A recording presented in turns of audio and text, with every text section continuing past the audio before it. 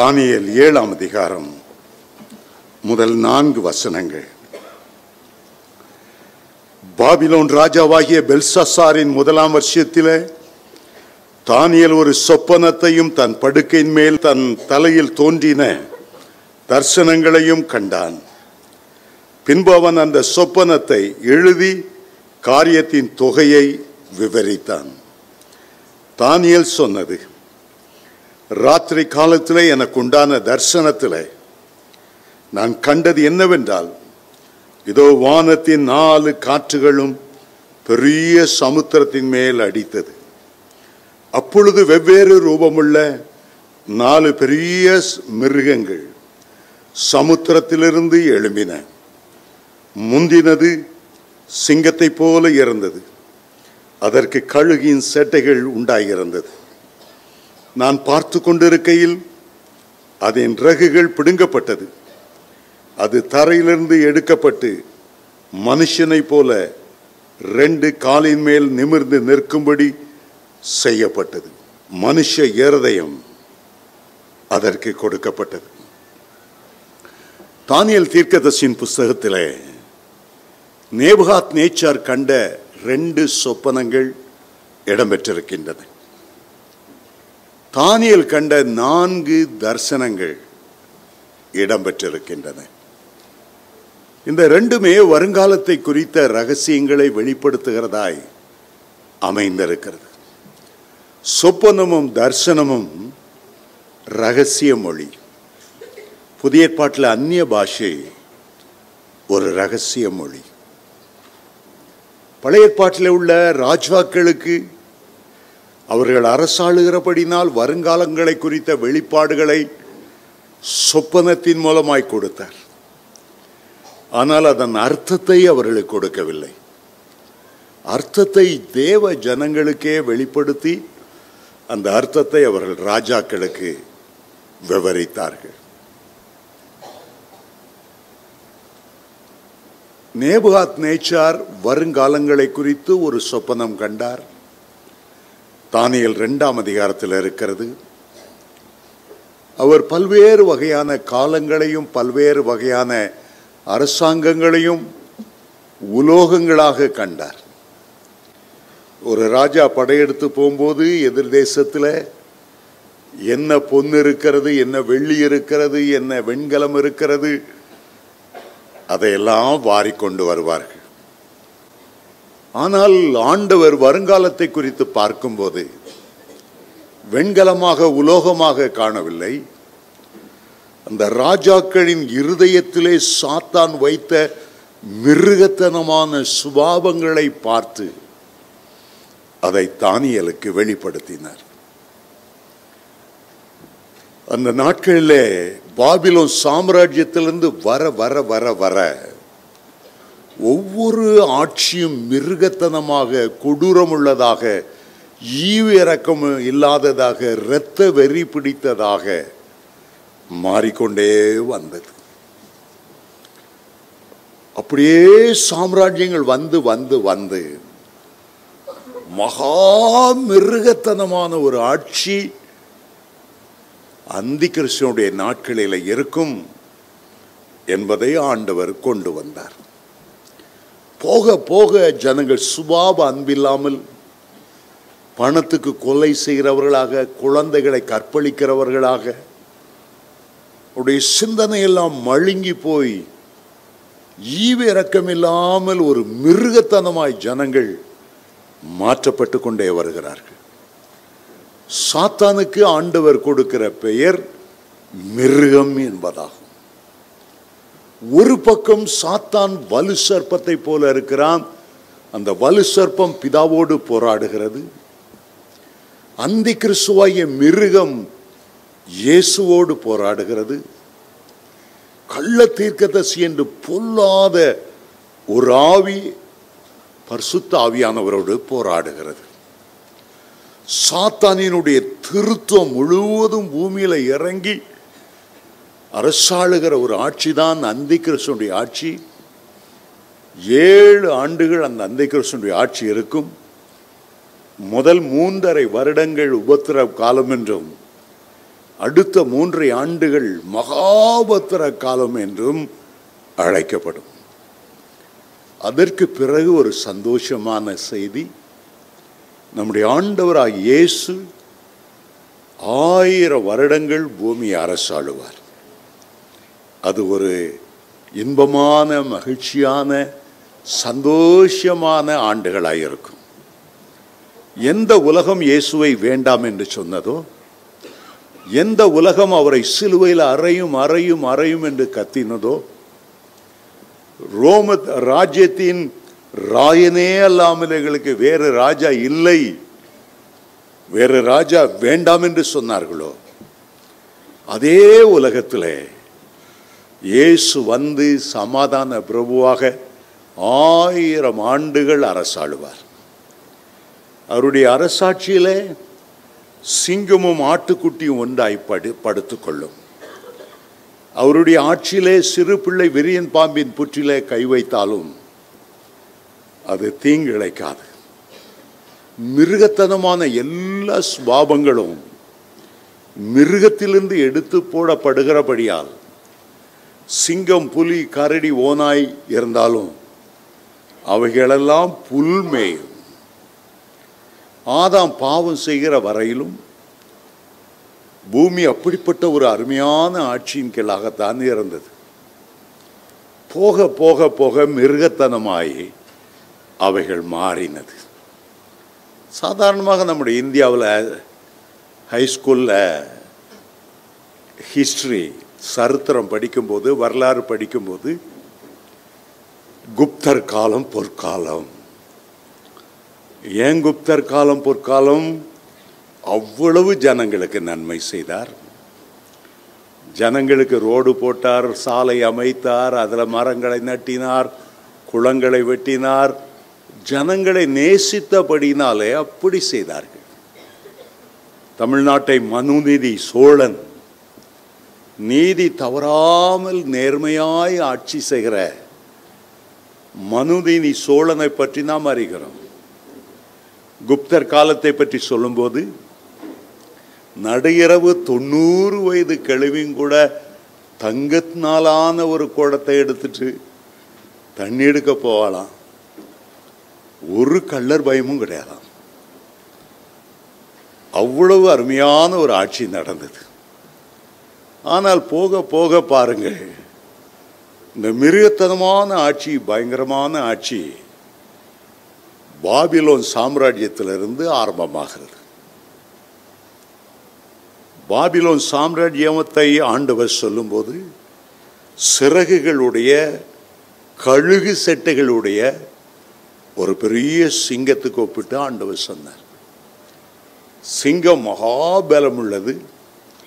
நீதிமொழி 30 சொல்லுகிறது, ஒருபோதும் பின்னடையாத சிங்கம், சௌரியமான சிங்கம், மகாபலனுள்ள சிங்கம். கழுகு செட்டை என்பது வேகமாக நேபுகாத் நேச்சார் போய் படையெடுத்து சுற்றில் உள்ள எல்லா தேசங்களையும் தன்னுடைய ஆளுகைக்குள்ளே கொண்டு வந்தார். 120 தேசங்களை ஒரே குடையின் கீழ் அவர் அரசாட்சி செய்தார்.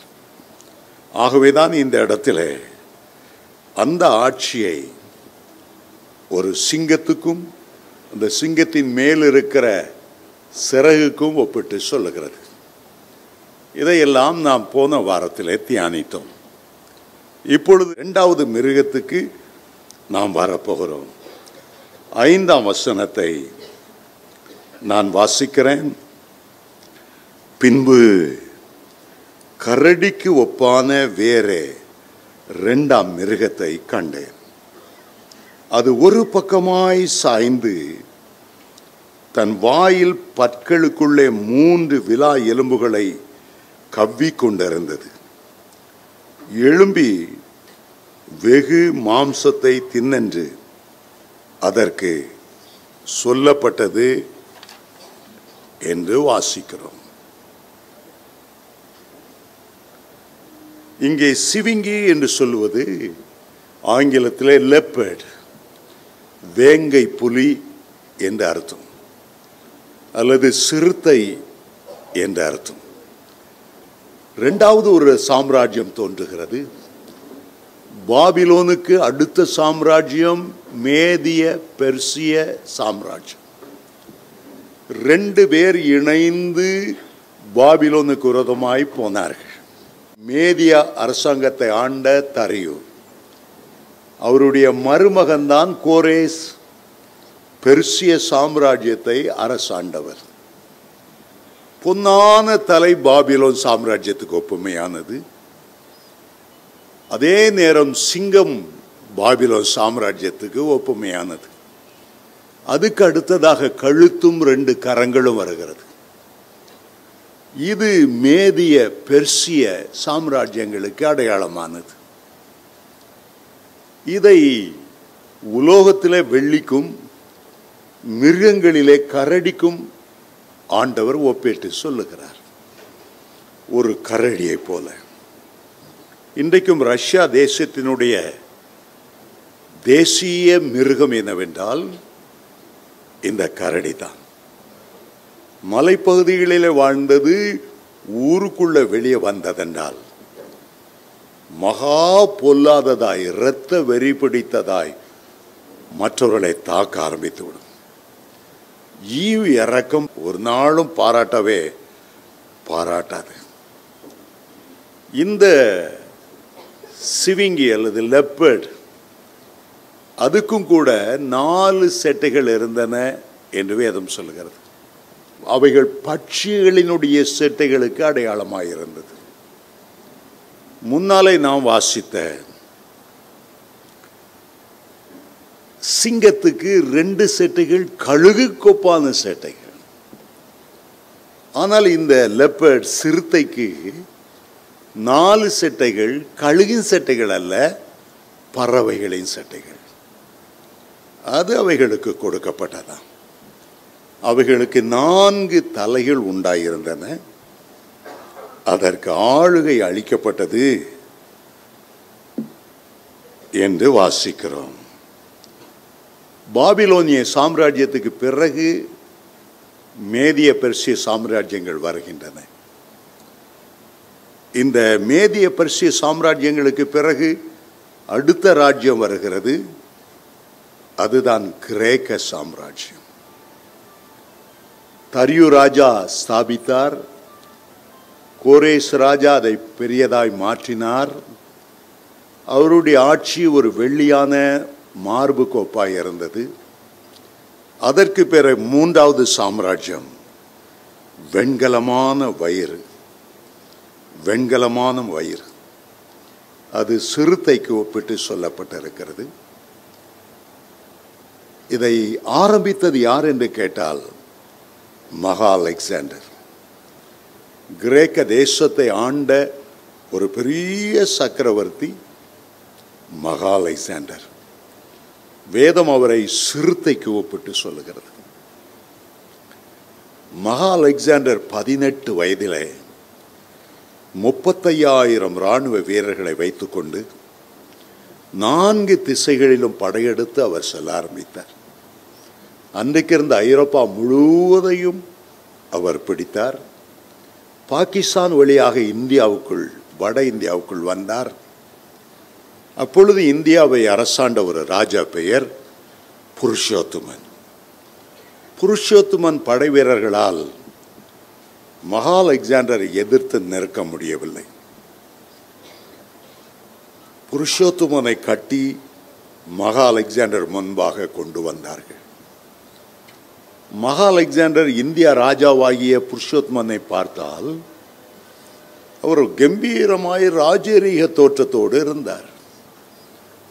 தோல்வியடைந்து சிறைப்பிடிக்கப்பட்டு வந்த மற்ற ராஜாக்கள் எல்லாரும் தலை குனிந்து வெட்கப்பட்டு பரிதாபமாய் வெற்றி பெற்ற ராஜாவுடைய இரக்கத்துக்காக கெஞ்சுவார்கள்.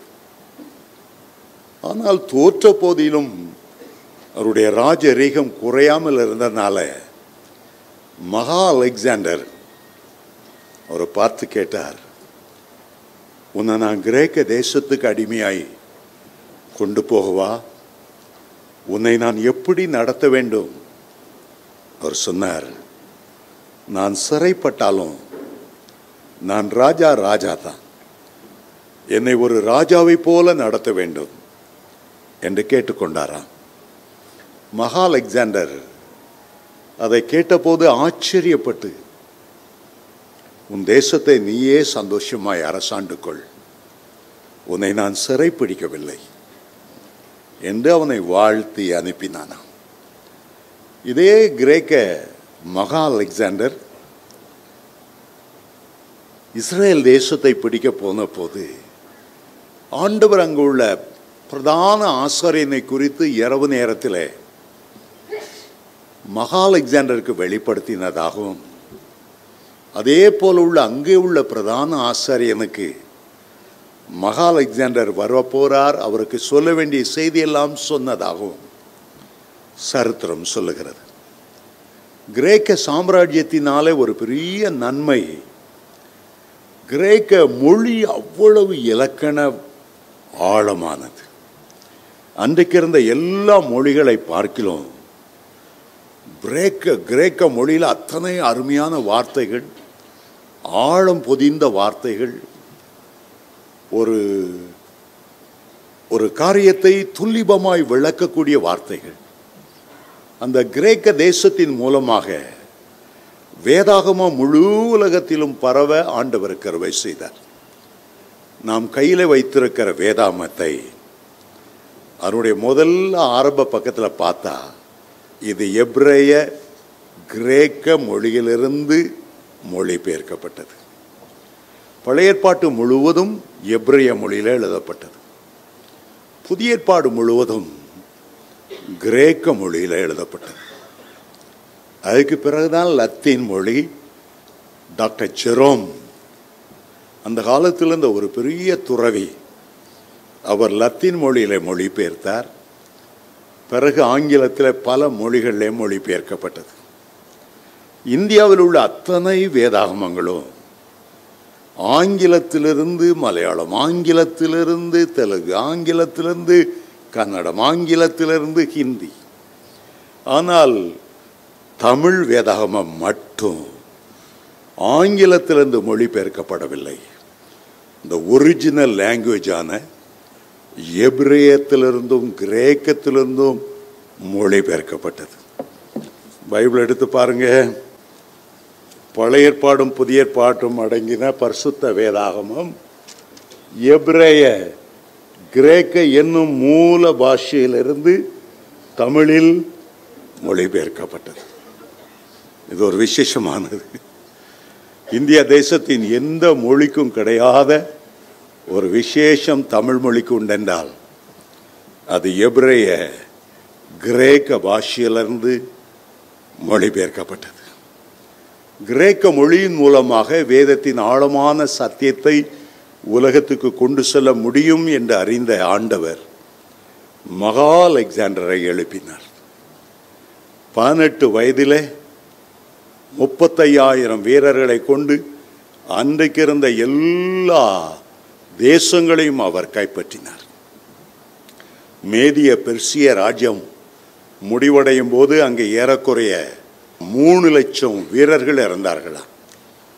ஆனால் அந்த 3 லட்சம் வீரர்களையும் இந்த 35,000 வீரர்கள் ஜெயங்கொள்ளும்படி ஆண்டவர் அவரை பலப்படுத்தினார்.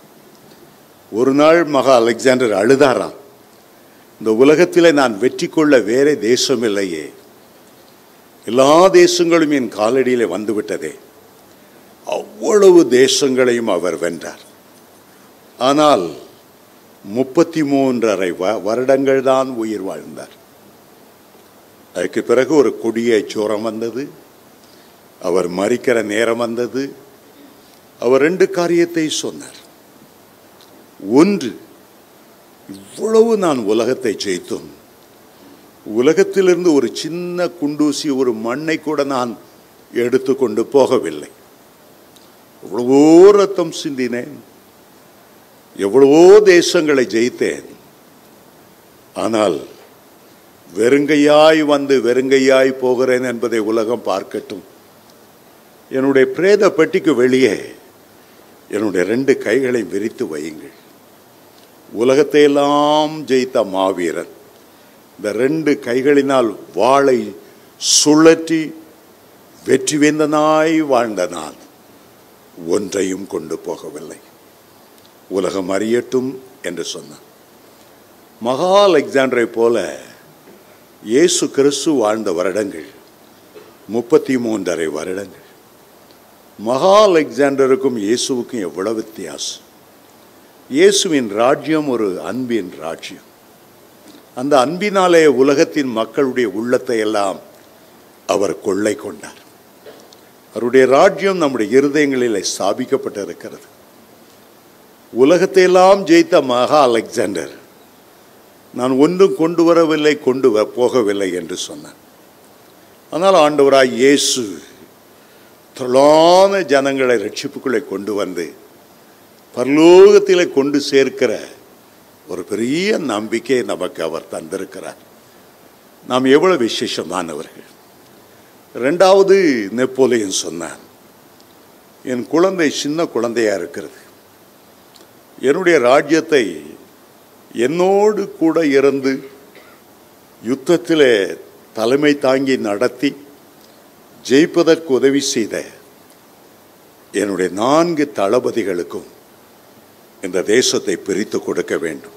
செலன்கஸ் என்ற ஒரு தளபதி, ஆன்டிகோனஸ் என்ற ஒரு தளபதி, கேசாண்டர் என்ற ஒரு தளபதி, டாலமஸ் என்ற ஒரு தளபதி.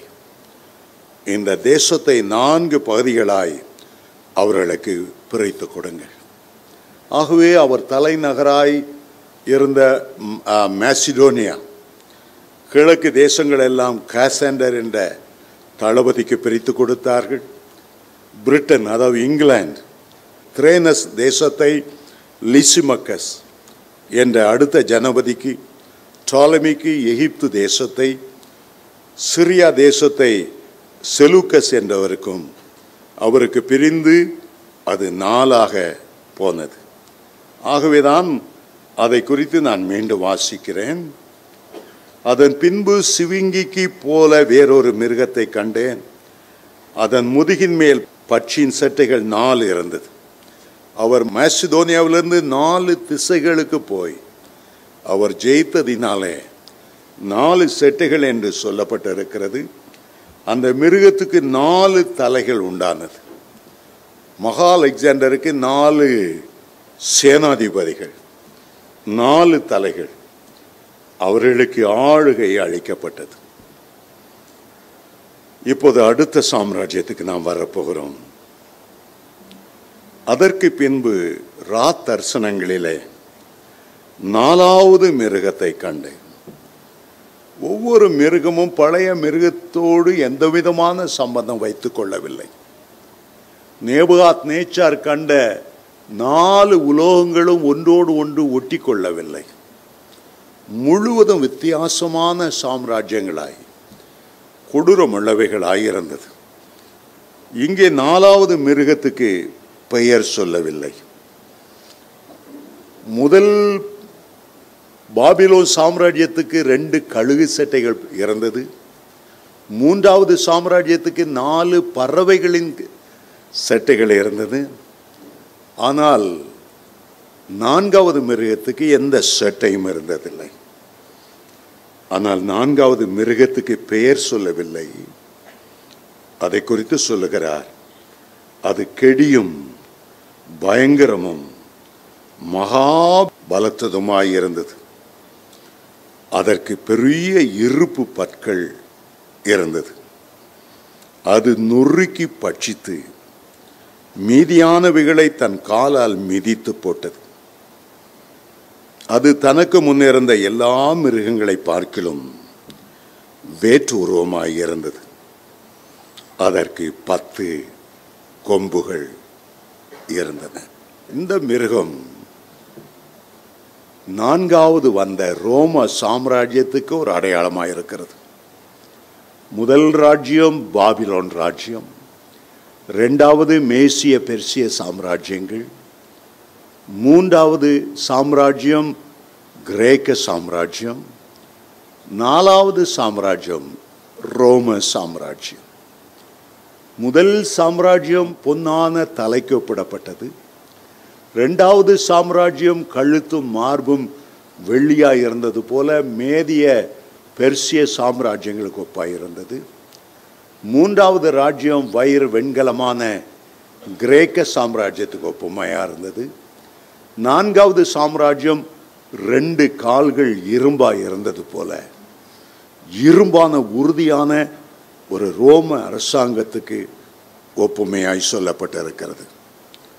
கிறிஸ்துக்கு முன்னால் ஏறக்குறைய 35 ஆண்டுகளுக்கு முன்பாக ரோம அரசாங்கம் உருவானது. அதுக்கு முன்னால் இருந்த கிரேக்க தளபதிகள் போக போக பலவீனம் அடைந்து ரோம அரசாங்கம் அதிகமாய் படையெடுத்து போய் அவர்களை விழச் செய்தது. ரோம அரசாங்கத்திலே முக்கியமாய் அரசாண்டவர் பெயர் ஜூலியஸ் சீசர். அவர்தான் இந்த கிரேக்க சாம்ராஜ்யத்தை வீழ்ச்சி அடைய செய்தவர். அவர் ஞாபகார்த்தமாக ஜூலியஸ் சீசர் என்றனால நம்முடைய மாதங்களில் ஒரு மாதம் ஜூலை மாதம் ஜூலியஸ் சீசருடைய ஞாபகார்த்தமாக வைக்கப்பட்டது. இயேசு கிறிஸ்து இந்த பூமியில் இறந்தபோது அந்த ரோம சாம்ராஜ்யம்தான் அரசாட்சியில் இருந்தது. இயேசு பிறந்தபோது அகஸ்டஸ் சீசஸ், அகஸ்து ராயனால் குடிமதிப்பு எழுதப்படும்படி யோசேப்பும் மரியாளும் பெத்லகேமுக்கு போனார். அகஸ்து ராயன், அக்டேவியஸ் சீசன், இவர்களெல்லாம் பின்னால் வந்தவர்கள். நம்முடைய கேலண்டரை உருவாக்கினது இந்த ரோமர்கள் தான். ஆகவே அகஸ்து சீசன் ஞாபகார்த்தமாக ஆகஸ்ட் என்ற பெயரை வைத்தார்கள். அக்டேவியஸ் சீசர் ஞாபகார்த்தமாக அக்டோபர் என்ற பெயரை வைத்தார்கள். அவருடைய தெய்வத்தின் பெயர் ஜனூஸ். ஜனவரி மாதத்துக்கு அவருடைய தெய்வத்தின் பெயரை வைத்தார்கள். ஜனூஸ் என்றால் முன்னால் பார்க்கும், பின்னாலையும் அதுக்கு 2 கண்கள். ஆகவே தங்களுடைய தெய்வத்தினுடைய பெயரை ஜனவரி ஜனூஸ் ஞாபகார்த்தமாய் வைத்தார்கள். அவருடைய ஆட்சி கிறிஸ்து பிறந்ததிலிருந்து 364 வருடங்கள் கிறிஸ்துவுக்கு பின் காலம் வரையிலும் சென்றது. அப்போஸ்தலர் காலத்தில் வரும்போது இந்த ரோமர்கள், ரோம சக்கரவர்த்திகள் மூர்க்கத்தனமாய் மாறினார்கள். ரோம சக்கரவர்த்தியை தவிர வேறு எந்த தெய்வத்தையும் கும்பிடக்கூடாது. அந்த சட்டம் பிறப்பிக்கப்பட்டு கிறிஸ்தவர்கள் அதை ஒப்புக்கொள்ளாதனால, சக்கரவர்த்தியை வணங்க மறுத்ததினாலே ஏகப்பட்ட பேர் கொலை செய்தார்கள். இருப்பு பற்கள் என்று சொல்லது போல அவருடைய ஆட்சி அவ்வளோ கொடூரமான இரும்பு பல்லாம். அருமையான தேவனுடைய பிள்ளைகளே, உங்களுக்கு தெரிந்திருக்கும், கிறிஸ்துக்கு பிறகு 70ஆம் ஆண்டு தீத்து ராயன் இஸ்ரவேல் தேசத்துக்கு விரோதமாய் படையெடுத்து தேவாலயத்தை இடித்தான். ஒரு கல்லின் மேல் ஒரு கல் இல்லாதபடி முழு தேவாலயத்தையும் தரைமட்டமாக்கினார். அங்கே உள்ள யூதர்களை வெட்டி கொன்று தப்ப விடாதீர்கள் என்று சொல்லி ஒரே நாளில் லட்சக்கணக்கான யூதர்கள் மரித்தார்கள். சரித்திர ஆசிரியர் எழுதுகிறார்கள், அன்றைக்கு யூதருடைய இரத்தம் ஒரு ஆறு போல குதிரையினுடைய கடிவாளம் அளவுக்கு அந்த இரத்த ஆறு ஓடினது என்று சொல்லுகிறார்கள். அந்த நாட்களிலே இருந்த பயங்கரமான உபத்திரவத்தின் நாட்களாய் இருந்தபடியால் சபை சிதறுண்டு போனது. சிதறுண்டு போனதினால் என்ன நன்மை? போகிற இடங்களிலெல்லாம் அவர்கள் இயேசுவை பற்றி பிரசங்கித்தார்கள். இல்லாவிட்டால் அவர்கள் எருசலேமிலேயே இருந்திருப்பார்கள். உபத்திரம் உண்டானால சபை சிதறடிக்கப்பட்டது. சிதறடிக்கப்பட்டனால போகிற இடங்களிலெல்லாம் சுவிசேஷத்தை அவர்கள் அறிவித்தார்கள். பயங்கரமான உபத்திரம். அப்போஸ்தலனாகிய யோவான் எபேசு சபையிலே ஒரு அப்போஸ்தலராய் இருந்தார், ஒரு பிஷப்பாய் இருந்தார். அவரை சித்திரவதை பண்ணி பண்ணி அவர் சாகவில்லை. கொதிக்கிற எண்ணெய் கொப்பரைக்குள்ள அவரை போட்டாங்களாம். ஆனால் அந்த எண்ணெய் கொப்பரைக்குள்ள அழகாய் நீந்தி வந்தாரா. ஆகவே இவரை எந்த விதத்திலும் கொல்ல முடியவில்லை என்று பத்மு என்ற இத்தாலிக்கு, கிரேக்குக்கும் இத்தாலிக்கும் மத்தியில் இருக்கிற ஒரு சின்ன கற்பாறை நிறைந்த தீவுக்கு அவரை சிறையிருப்பாக மாற்றினார்கள். ஒரு பைத்தியக்கார சக்கரவர்த்தி வந்தான். அவனுடைய பெயர் நீரு. அவன் அரண்மனை விட்டு வெளியே வரும்போதும் உள்ளே போகும்போதும் தூண் போல கிறிஸ்தவர்களை நிறுத்தி வைக்கணும். நிறுத்தி வைத்து அவங்களுடைய தலையிலெல்லாம் தார் ஊற்றுவார்கள். தலையில ஒரு துணியை வைத்து அதில் கெரசின் ஊற்றி தலையில தீ வைப்பார்கள். இந்த பக்கம் ஒரு 1000 கிறிஸ்தவர்கள், அவன் போகிற அடுத்த பக்கம் ஒரு 1000 கிறிஸ்தவர்கள். அவருடைய நடுவில் தான் அவன் அரண்மனைக்கு 1000 பேர் மேலே தீப்பற்றி எறியும். தார் ஊற்றியிருப்பார்கள். தீ பற்ற வைத்த உடனே எல்லாரும் என்ன செய்வார்களாம்? ஹல்லேலூயா என்று ஒன்று போல பாடுவார்களாம். அவன் அவர்களை பார்த்து கொண்டே போவான். அடுத்த நாள் அவன் அரண்மனையில் வெளியே வரும்போது அடுத்த 1000 பேர் 2000 பேரை நிறுத்தி தீ வைப்பார்கள். அவனை பற்றி ஒரு பழமொழி உண்டு. தான் அரசாண்ட ரோமாபுரியையே அவன் பைத்தியக்காரத்தனமாக தீ வைத்து கொளுத்தினான். அது தீப்பற்றி எரிகிறதை பார்த்தா அவனுக்கு பெரிய சந்தோஷம். தன்னுடைய சொந்த தலைநகர். ஆகவே பழமொழி என்ன சொல்வார்கள்? ரோமாபுரி தீப்பற்றி எரியும் போது நீரோ மன்னன் ஃபிடில் வாசித்தானா. when Rome was burning, Nero was fiddling என்று சொல்வார்கள். ஒரு கொடூரத்தனமான ஒரு ஆட்சி, ஒரு கொடூரத்தனமான ஒரு ஆட்சி. ஆகவே தேவனுடைய பிள்ளைகள் எல்லாம் என்ன ஜெபம் பண்ணாங்க? ஆண்டவரே, ரோம சக்கரவர்த்தியை ரட்சியும், அந்த அரண்மனையில் உள்ளவங்களை ரட்சியும், ரோம சக்கரவர்த்தியினுடைய மனைவியை ரட்சியும், தாயை ரட்சியும். அவங்க ஜெபமெல்லாம் ரோம சக்கரவர்த்தியை ரட்சியும். இந்த ஜெபத்தை கேட்டு கர்த்தர் என்ன செய்தார்? அத்தனை காலம் கொடூரமாய் ஆண்ட அந்த தேசத்தில் கான்ஸ்டன்டைன் என்ற ராஜா, அவனை ஆண்டவர் தொட்டார். அவன் போருக்கு போன போது அவனுடைய வீரர்கள் எல்லாம் புறமிது போட்டு ஓட ஆரம்பித்தார். திடீரென்று வானத்தில் ஒரு காட்சியை பார்த்தான். சிலுவை காட்சி. இரத்தம் எல்லா பக்கமும் தெரித்திருக்கிறது. அங்கேருந்து ஒரு குரல் எழும்பினது. இதை உன்னுடைய சின்னமாக்கி கொண்டு, இதை உன்னுடைய அடையாளமாக்கி கொண்டு இந்த யுத்தத்தில் நீ ஜெயம் பெற வேண்டும். அவன் வீட்டுக்கு வந்தான். தன்னுடைய தாயாரிடத்துல தரிசனத்தை சொன்னான். தாய் சொன்னார்கள், சிலுவை என்பது இயேசு மரித்த ஒரு புண்ணிய சின்னம். உன்னுடைய போர் வீரருடைய கேடகத்தில் எல்லாம் அந்த சிலுவை அடையாளம் இருக்கட்டும். அவன் ஒரு சட்டம் பிறப்பித்தான். என் தேசத்தில் உள்ள எல்லா மக்களும் இந்த ஒரு வார காலத்துக்குள்ளாக கிறிஸ்தவர்களாய் மாறிடும். கிறிஸ்தவர்களாக மாறுறது எப்படின்னு அவனுக்கு தெரியாது. ஆனால் தனக்கு அந்த சிலுவை சின்னத்தை கொடுத்த ஆண்டவர், அதன் மூலமாய் தன்னுக்கு பாதுகாப்பையும் வெற்றியும் கொடுத்தவர், எல்லாரையும் கிறிஸ்தவர்களாக மாறிவிடணும்னு சட்டம் கொண்டு வந்தார். அவனுடைய பழைய விக்கிரகங்களின் பூசாரிகள் ஓடி வந்தார்கள்.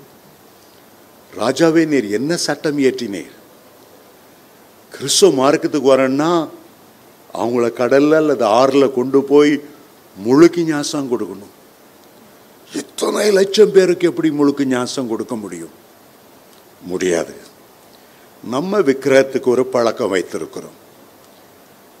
தண்ணி தெளித்து 3 தடவை, சிலரை தண்ணி தெளித்து விட்டேன்னு சொல்லுவாங்க இல்லையா, அப்படியே பிதா குமாரன் பரிசுத்த 3 சொட்டு தண்ணியை ஊற்றி ஆட்களை அனுப்பிடுவோம். மற்றபடி எல்லாருக்கும் முழுக்கு ஞாசம் கொடுக்க முடியாது. அவன் பார்த்தான், சரி ஏதோ ஒரு வழியில் கிறிஸ்தவங்களாகட்டும். முதல் முறை கிறிஸ்துக்கு பிறகு 360ஆம் வருஷத்தில் தான் இந்த தெளிப்பு ஞாசம் வந்தது. வேதத்தின்படி அது சரியல்ல. ஞானம் வந்த பிறகு இயேசு எனக்காக சிலுவையில் மரித்தார், அடக்கம் பண்ணப்பட்டார், உயிரோடு எழுந்தார். சிலுவையில் தண்ணீரில் நிற்கும்போது சிலுவையிலேயே சரையப்பட்டார். தண்ணீரில் முழுகும்போது எனக்காக அவர் அடக்கம் பண்ணப்பட்டார். தண்ணீர்ந்து எழும்பும்போது அவருடைய உயிர்த்தெழுந்த வல்லமையினால் நான் வெற்றியுள்ள வாழ்க்கை வாழுவேன். இதுதான் அடையாளம். ஆனால் அந்த கான்ஸ்டன்டைன் ராஜா இடையில கொண்டு வந்த இந்த செல்லாத நோட்டுங்கிற குழந்தை ஞானசானத்தை கத்தோலிக்க சபை அப்படியே எடுத்துக்கொண்டது.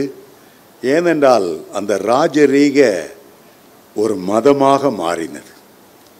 அதுக்கு பிறகு அதை சிஎஸ்ஐ சபைகளும் ஆங்கிலிக்கன் சபைகளும் பின்பற்ற ஆரம்பித்தது. ஆனால் இப்போ நம்ம வேதத்தை வாசிக்கும் போது, வேதத்தை தியானிக்கும் போது உண்மையான ஞானஸ்தானம் அது என்பதை உணர்கிறோம். குழந்தை ஞானஸ்தானம் செல்லாத காசை கொண்டு பரலோகத்துக்கு காட்ட முடியாது. அது கான்ஸ்டன்டைன் ராஜாவுக்கு சரியாக இருந்திருக்கலாம். பரலோகம் அதை ஏற்றுக்கொள்வதில்லை. அதனால தான் நம்ம குழந்தை ஞானஸ்தானம், ஒரே ஞானஸ்தானம், பொய்யான அந்த கள்ள நோட்டை வச்சிட்டு இருக்கிறத விட முழுகி ஞானஸ்தானம் பெறுங்கள் என்று ஆலோசனை சொல்லுகிறோம். முழுகி ஞானம் எடுக்கிறதுனால ஒன்றும் குறைஞ்சு போகிறதில்லை. ஆனால் குழந்தை ஞானம் வச்சு பரலோக வீதியில் நின்றா பரலோகம் கெட் அவுட்னு சொன்னால் எத்தனை பரிதாபமாக இருக்கும். அடடா, இவ்வளோ முக்கியத்துவம் வாய்ந்ததுன்னு எனக்கு தெரியாது. எங்கள் சபையால் நான் ஏமாற்றப்பட்டு போயிட்டேன். அந்த நேரம் நீங்கள் கவலைப்படாமல் கிருபை நாட்களை பயன்படுத்தி கொள்ளுங்கள். கான்ஸ்டன்டைனுக்கு பிறகு ரோம ராஜ்யம் அப்படியே மங்கி போனது. ஜனங்களோடு ஜனங்களாக அது இணைந்து போனது. ஆனால் அவருடைய வேர் இருந்து கொண்டே இருந்தது. நேபுகாத் நேச்சார் கண்ட சொப்பனத்தில் ரோம சாம்ராஜ்யத்தை இரும்பு கால்களுக்கு அடையாளமாய் கண்டார். அந்த கால்களினுடைய முடிவிலே பாதங்கள், 10 விரல்கள். பாதங்கள் எப்படி இருந்ததாம்? இரும்பும் களிமண்ணும் கலந்த கலவையாய் இருந்தது. இரும்பும் களிமண்ணும் கலந்த கலவை. சின்ன சின்ன ராஜாக்கள். இந்தியாவில் எங்கே பார்த்தாலும் கூட்டணி ஆட்சிகள். அமெரிக்காவில் பார்த்துட்டா அதனுடைய பேர் யுனைடெட் ஸ்டேட்ஸ் ஆஃப் அமெரிக்கா. பல ஸ்டேட்ஸ் நாங்கள் யுனைடடாக களிமண்ணும் இரும்பும் போல கலந்துருக்கிறோம். இங்கிலாந்து பேர் யுனைடெட் கிங்டம். அவங்களும் இரும்பும் களிமண்ணுமாக கலந்துருக்காங்க. நம்முடைய எலெக்ஷன் வந்தால் டிஎம்கேயோட 10 கூட்டணி ஆட்சிகள் இரும்பும் களிமண். ஏடிஎம்கேயோட 10-15 கட்சிகள். பிஜேபியோட அதிகமான கட்சிகள். சரித்திரத்தை பற்றி பார்த்தீங்கன்னா இப்படிப்பட்ட கூட்டாட்சிகள் உலகம் தோன்றின காலத்திலேருந்து இருந்ததில்லை. கடைசி காலங்களில் இப்படி ஒரு அரசாட்சி வரும். இரும்பும் களிமண்ணும் கலந்த கலவையாக இருக்கும். ஒன்றுக்கு ஒன்று ஒட்டுற மாதிரி இருந்தாலும் ஒட்டாது. எலெக்ஷன் டைம் வரைக்கும் அங்கே ஓட்டிக்குவாங்க. எலெக்ஷன் முடிஞ்சால் உன் வேலையை பாரு, நான் என் வேலையை பார்க்குறேன். ஒட்டாத ஒரு அரசாட்சி. அதை போல் நீங்கள் இந்தியா தேசத்தை பார்த்தா இந்தியாவை சுற்றி உள்ள சார்க் கண்ட்ரிஸ் ஒரு 7 தேசங்கள் சேர்ந்து இங்கே ஒரு இணைப்பு. அதே போல் யூரோப்பியன் காமன் மார்க்கெட்டில் அவங்க இன்றைக்கி 22 தேசங்கள் ஒன்றா இணைஞ்சிருக்கிறாங்க. அவங்களுக்குள்ள ஒரு கூட்டாட்சி. அந்த இரும்பும் களிமண்ணும் கலந்த ஆட்சி வரும்போது தான் உலகத்துக்கு முடிவு உண்டாகும் என்பதை ஆண்டவர் சொல்லுகிறார். அப்போதான் கையினால் பேர்க்கப்படாத ஒரு கல் மலையிலிருந்து பெயர்ந்து உருண்டு வந்து இரும்பும் களிமண் கலந்த அந்த ஆட்சியை மோதி அடிக்கும். உலக ஆட்சிகள் எல்லாம் சின்ன பின்னமாய் போய்விடும். அந்த சிலையை அடித்த கல், வீடு கட்டுகிறவர்கள் ஆகாது என்று தள்ளின கல், நித்திய சாம்ராஜ்யத்துக்கு அஸ்திபாரமான கல், இயேசு இந்த பூமியில 1000 வருஷங்கள் அரசாளுவார். நாம் இப்போது கிட்டத்தட்ட உலகத்தின் முடிவுக்கு வந்திருக்கிறோம். இப்பொழுது என்ன நடக்கிறது? ஒரு காலத்தில் 10 தேசங்களை கீழே வைத்து பெரிய தேசங்களெல்லாம் அரசாண்ட ரோம அரசாங்கம் நம்முடைய காலத்தில் உயிர்ப்பிக்கப்பட போகிறது. அந்த இரும்பு மீண்டும் உயிர்ப்பிக்கப்பட போகிறது. பல தேசங்கள் அதோடு இணைய போகிறது. இணைந்து ஒரு தேசத்துக்கு, ஒரு உலகத்துக்கு ஒரு அதிபதியை கொண்டு வர நினைக்கிறார்கள். யுத்தம் பண்ணி பல தேசங்களை ஜெயித்த ரோம அரசாங்கின் சிதறின தேசங்கள் எல்லாம் நாம் சமாதானமாக இருப்போம். யூனியன், ஒரு பெரிய யூனியன் தான் உண்டாக்குவோம். ஐரோப்பாவில் ஒரு பெரிய யூனியன் இப்போ ஃபார்ம் ஆகி இருக்கிறது. பழங்காலத்தில் 10 நாடுகள் யூனியனாக இருந்தது போல, ஒரு காலின் விரல்கள் 10 விரலாக இருந்தது போல, அழிந்து போன ரோம சாம்ராஜ்யத்திலிருந்து ஒரு புதிய அரசாங்கம் உருவாகிறது. அதை யூரோப்பியன் காமன் மார்க்கெட் என்று சொல்லுவார்கள். இன்றைக்கு ஜெர்மன் தேசத்தினுடைய தலைமையில் ஐரோப்பா தேசங்கள் எல்லாம் ஒன்று சேர்ந்து விட்டன. ஒவ்வொரு தேசமும் தன்னுடைய நாணயத்தை விட்டு கொடுத்தது, தன்னுடைய எல்லையத்தை விட்டு கொடுத்தது, தன்னுடைய படைகளை விட்டு கொடுத்தது. நாம் எல்லாரும் ஒன்றாக இணைந்திருப்போம். ஆகவே இன்றைக்கு நீங்கள் பார்த்தீங்கன்னா யூரோப்பில் போன ஒரு 24 தேசங்களுக்கு ஒரே நாணயம்தான், ஈரோங்கிற நாணயம். எந்த தேசத்துக்கும் இப்போ எல்லையோ அல்லது இமிக்ரேஷனோ ஒரு தேசத்துலேருந்து அடுத்த தேசத்துக்கு போகிறதுக்கு ஒரு பாஸ்போர்ட்டோ ஒன்றும் தேவையில்லை. ஏதாவது ஒரு தேசத்துக்கு விசா எடுத்தால் போதும். 24 தேசங்களுக்கும் நீங்கள் போயிட்டு வரலாம். எந்த பார்டரோ எந்த செக்கிங்கோ எந்த எல்லையோ கிடையாது. எல்லாத்தையும் திறந்துட்டாங்க. ஏண்டா, ஒரு சமாதானமாக நம்ம வாழணுங்கிற ஒரு எண்ணம். எந்த ஹிட்லர் அதே யூரோப்பாவில் யுத்தம் செய்து ரத்தம் சிந்தி யூரோப் முழுவதையும் தன்னுடைய ஆளுகைக்குள்ளே கொண்டு வரணும்னு நினைத்தானோ அவன் தோல்வி அடைந்தான். ஆனால் இப்போ உலகத்தின் அதிபதி வெளியாகணும், உலகத்தை ஆளுகிற ஒரு அந்தி கிறிஸ்து வரணும். ஆகவே அவன் என்ன செய்தான்? தந்திரமாக நம்ம எல்லாரும் ஒன்று சேர்ந்தாதான் ஒரு பலனுள்ளவர்களாக இருப்போம், ஒரு புதிய ஆட்சியை அமைக்க முடியும். ஆகவே அவன் இன்றைக்கு எல்லா தேசங்களையும் பொய்யான சமாதானம், பொய்யான நாணயம், பல விதங்களிலே எல்லா தேசங்களையும் ஒன்று இணைத்தால்தான் அதிலிருந்து அந்தி கிறிஸ்து வர முடியும். நான் பெல்ஜியம் தேசத்துக்கு போயிருந்த போது அங்குள்ள தமிழ் மக்கள் எல்லாம், இங்கே வாருங்க, உலகத்தின் அதிபதி ஒருத்தன் வரப்போகிறதுனால அவனுக்காக ஒரு பெரிய மாளிகை கட்டுறாங்க. நான் அங்கே போனேன். அந்த பெரிய கட்டடம் பார்ப்பதற்கு தலைகீழான சிலுவை போல காணப்பட்டது. அந்த கட்டடத்துக்கு பெயர் த பீஸ்ட், மிருகம்.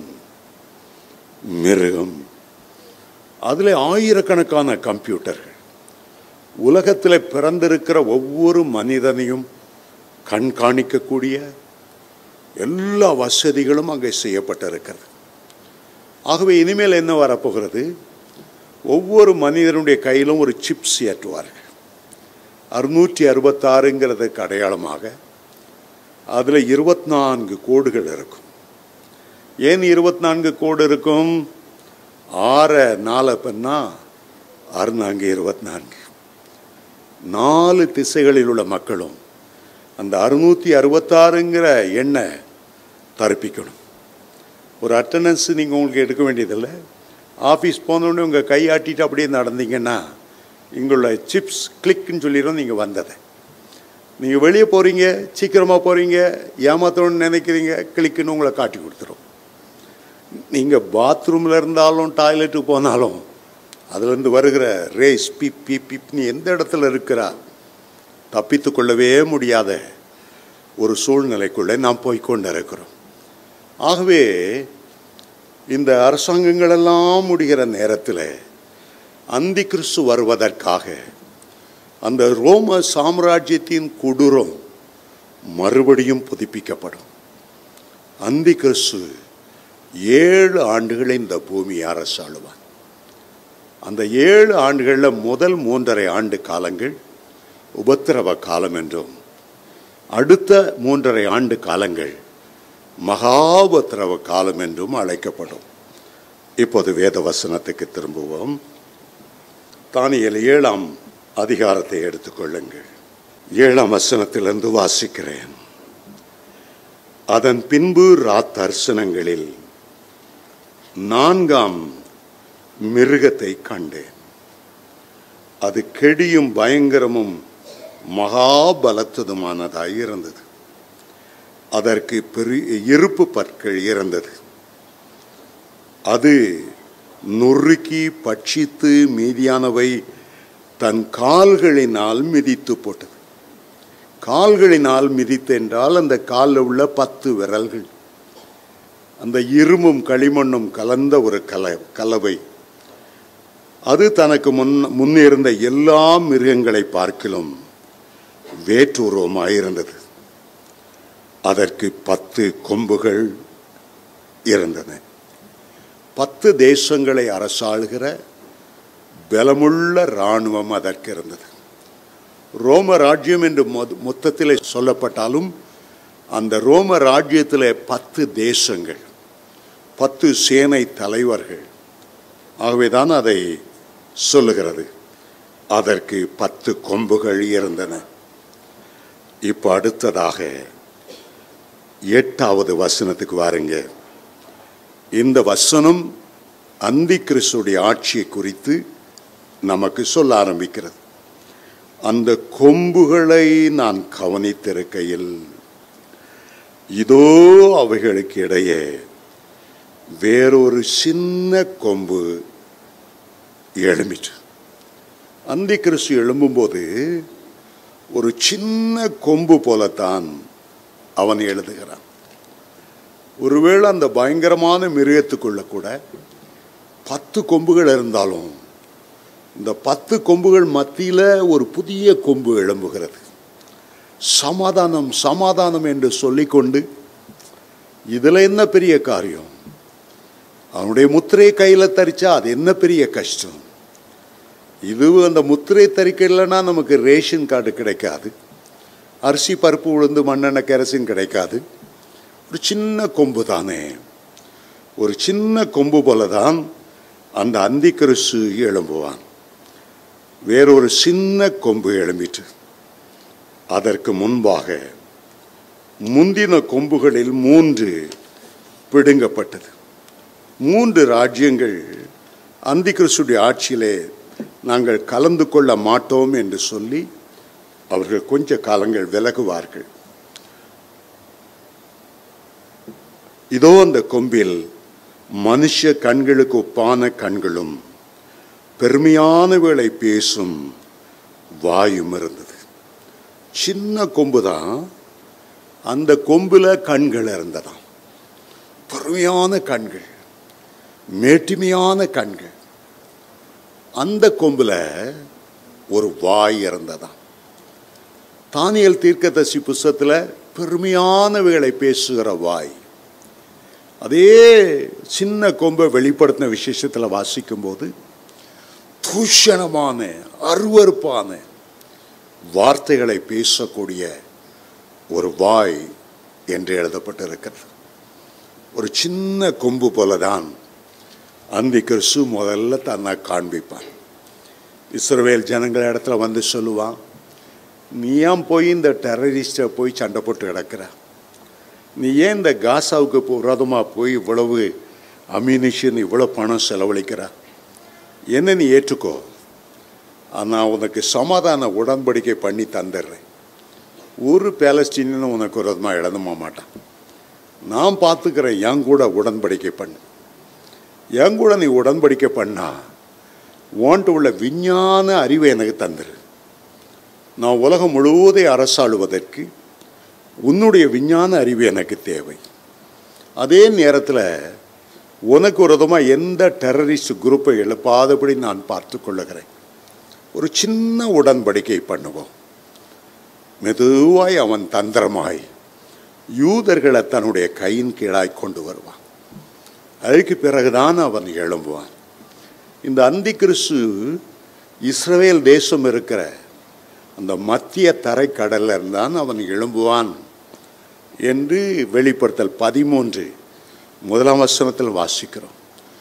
சமுத்திரத்திலிருந்து ஒரு மிருகம் எழும்ப கண்டேன். தானியேல் 11ஆம் அதிகாரத்தில் பாதாளத்திலிருந்து ஒரு மிருகம் ஏறி வருகிறது, சமுத்திரத்திலிருந்து ஒரு மிருகம் ஏறி வருகிறது, பூமியின் கீழே இருந்து ஒரு மிருகம் ஏறி வருகிறது என்றெல்லாம் நாம் பார்க்கிறோம். அருமையான தேவனுடைய பிள்ளைகளே, அந்தி கிறிஸ்துடைய ஆவி எப்போதுமே இருக்கிறது. அந்தி கிறிஸ்து என்றால் கிறிஸ்துவுக்கு எதிரானவன். ஆன்டி, எதிரான. கிரைஸ்ட், கிறிஸ்துவுக்கு எதிரானவன், தேவனுக்கு எதிரானவன், பரிசுத்த ஆவியானவருக்கு எதிரானவன். இவனுடைய ஆவி என்ன செய்யும்? கிறிஸ்துவ மறுதலிக்கும். கிறிஸ்து ஒரு நல்ல மனுஷன், அவ்வளோதான். அவர் தேவகுமாரன் அல்ல, அவர் தேவன் அல்ல. கிறிஸ்து ஒரு நபி, ஒரு தீர்க்கதரிசி, அவ்வளோதான். கிறிஸ்து ஏதோ ஒன்றெண்டு அற்புதம் செய்தார், அவ்வளோதான். கிறிஸ்துவனுடைய தெய்வீகத்தை மறுதலிப்பது தான் இந்த அந்தி கிறிஸ்துவனுடைய ஆவி. ஆகவே நீங்கள் 1 யோவான் 4ஆம் அதிகாரம் 1 முதல் வசனங்களை வாசித்தால் அப்போஸ்தலனாகிய யோவான் சொல்லுகிறார், பிரியமானவர்களே, இந்த கடைசி நாட்களில் அநேக அந்தி கிறிஸ்துகள் எழும்பி இருக்கிறபடியால் எல்லா ஆவியும் நீங்கள் நம்பாமல் அது தேவனிடத்திலிருந்து வந்ததோ என்று சோதித்து பாருங்கள். கிறிஸ்துவை தேவகுமாரன் என்று மறுதலிக்கிற எந்த ஆவியும் தேவனிடத்திலிருந்து வந்ததல்ல, அது அந்தி கிறிஸ்துவனுடைய ஆவி. பலருக்குள் அந்த அந்தி கிறிஸ்துவனுடைய ஆவி பூந்தது. ஹிட்லருக்குள் அந்த அந்தி கிறிஸ்துவனுடைய ஆவி இருந்தனால தான் யூதர்கள் 60 லட்சம் பேர் அவன் 2வது உலக மகா யுத்தத்துக்கு முன்னால் அவன் கொண்டு குவித்தான். அது கரிபால்டி ஆகட்டும், லெனின் ஆகட்டும், முசோலினி ஆகட்டும், எந்த ஆளாக இருக்கட்டும், அவனுக்குள்ள ஓரளவு அந்தி கிறிஸ்துவனுடைய ஆவி கிரியை செய்தது. ஆனால் இன்னும் அந்தி கிறிஸ்து வரும்போது ஒரு சாதாரண மனுஷனை போல இருந்தாலும் அவனுக்குள்ள முழுக்க முழுக்க வலு சர்ப்பத்தின் ஆவிகள், அவனுக்குள்ள அவ்வளவு பாதாளத்தின் ஆவிகள், துறைத்தனங்களின் ஆவிகள், அதிகாரங்கள், வேசித்தன ஆவிகள், கொலைவரி ஆவிகள், மூர்க்கத்தின் ஆவிகள், அவ்வளவு அவனுக்குள்ளே ஒரே நாளில் இறங்கிவிடும். அவன்தான் அந்தி கிறிஸ்துவாய் மாறுவான். ஆரம்பத்தில் ஒரு சின்ன கொம்பு போல தான் இருக்கும், சின்ன கொம்பு போல தான் இருக்கும். சாதாரணமாக நமக்குள்ள கூட ஒரு சின்ன கோபம் வரும். இந்த சின்ன கோபத்தை நம்ம விட்டுட்டா, இந்த கோபத்துக்காக உபவாசம் இருந்து ஒரு நாள் ஜோமனா விட்டுட்டா, குடும்பத்தில் சின்ன சின்ன சின்ன சண்டைகள் பெரிதாகி பிறகு அது மூர்க்கமாய் மாறும். இந்த மூர்க்கத்தனம் கொலவெறிக்குள்ளே கொண்டு போய்விடும். ஒரு சின்னதாக ஆரம்பத்திலே முளையிலேயே கிள்ளி விடுறதான் ஒரு பெரிய ஆபத்து.